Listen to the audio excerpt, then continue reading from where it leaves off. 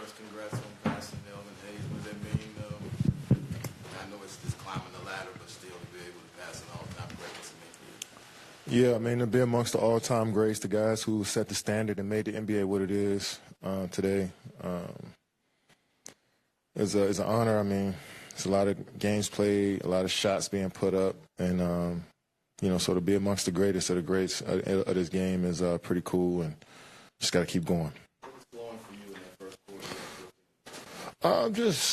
Just a mentality, just being patient, trying to take what the defense gives me, just being in the stance on the defensive side of the ball. And then I do the little stuff and focus on the little stuff, then usually my shot comes around. Curious, just outside of that run they made in the second quarter to get it to that big run, other than that might have been their best stretch. Other than that, Yeah. defended well. What do you think of Yeah, that run where Durant, I think, might have scored 10 straight points. He had 2 threes. We were up 17. He had 2 threes, got a dunk, got an offensive rebound. That changed the whole complexity of the game. And then Malcolm Brogdon came in and picked up where Durant left off. And that's just the NBA at this point. You can insert a shooting big and throw your whole defense off and give them some momentum. But I like how we just kept fighting, and it never felt like the game was out of our hands. I think we got it up to 12, and they cut it back again, and we got it up to 15. So we want to try to put these teams away a little earlier, but you also got to give the other team credit, too, for continuing to keep fighting against us.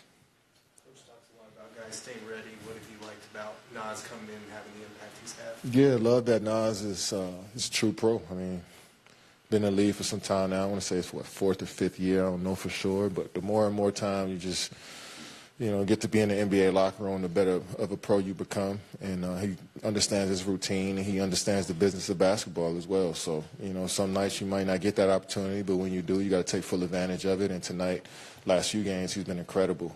So the more and more he plays, the more confidence he builds, and more comfortable he gets with the lineups and his role on the team, is only the better for us. What have you seen about Nurk since that Chicago game that's really improved for him offensively? I just think, around the rim, he's finishing a lot. He had 3 dunks today. Obviously, he can make those passes to anybody, but he's rolling to the rim, playing under the basket, finishing for us pretty well, and also offensive rebounding. So we need Nurk to play his full game, and we need him to continue to be aggressive, and that's just going to make our offense more dynamic. How huge was he in that third quarter? I thought that he had that surge in the third where Nurk scored a lot there. Did he hit a 3 in the third, maybe? Yeah, he had 2 threes.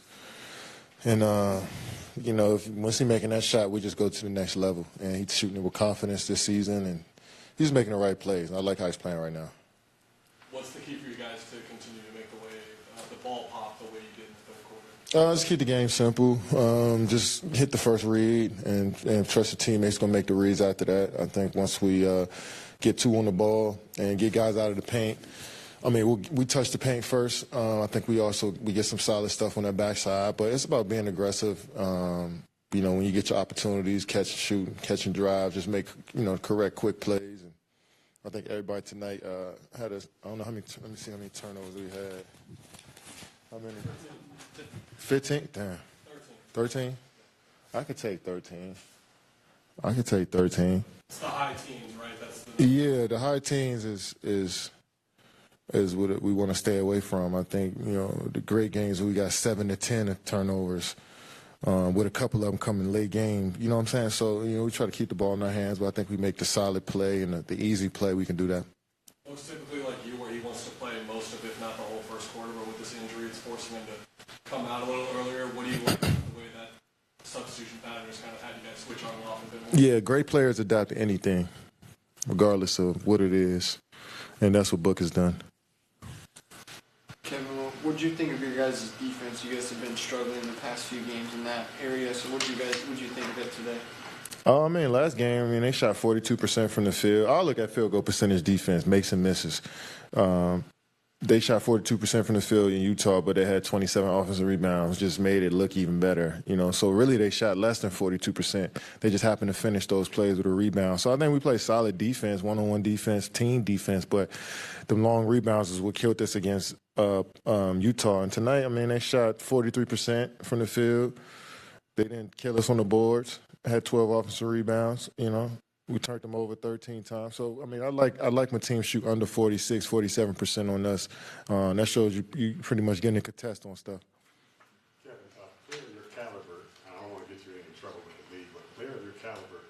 taking a lot of jump shots, seem to be getting a foul a lot. Why do you think the refs, and what are they telling you about Yeah, how you get fouled? it's hard to read that stuff. I mean, you see a contest. You can't feel what I feel as a ref sometimes, and they got so much to worry about, so much to think about on the floor. But they're usually pretty good when I tell them, like, yo, he might be on my wrist a little bit here. Check for me the next play. They usually do a good job of following up. But I mean, as much as I'm on their ass every day, and I want them to be 100% on them plays, I just know it's tough to ref those plays. But it's on me to still keep them aware of what's going on. And, you know, I think we've been having a good rapport on that. How long did it take you to build that rapport, do you think, in your career? I mean, it's a lot of trial and error from just learning how to talk to people for one, and in the heat of the moment. I think that's the toughest part, is trying to understand and have a real conversation with grown men and women through the heat of the moment. That's always going to be a tough message. So over the years, just getting to know the refs and getting to understand them, and they understand me, and we were having solid dialogue. And there's times where I still scream on them. And there's times when they tell me to relax too. So I think we understand how to talk to one another, and I also understand how hard their job is. You're saying, like, usually wait for a timeout instead of reacting in the moment? Nah, I won't react in the moment for sure, but it's more so just the presentation of the message. Sometimes it can be better, and that's just across everything in life, to be honest. Final question. You had a substantial amount of games last year with DA, and what have you seen through this game? Any improvements on his game tonight? Yeah, he played aggressive tonight. He played strong tonight. He was ducking in. He was getting to a shot in the paint. He was offensive rebounding. You know, and they need him. They rely on him to do a lot for this team. So that's only going to make him better as a player. What is he, 24?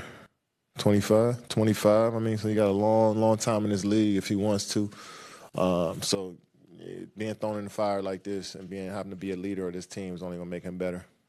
Thank you, sir. We'll spread that life lesson for you.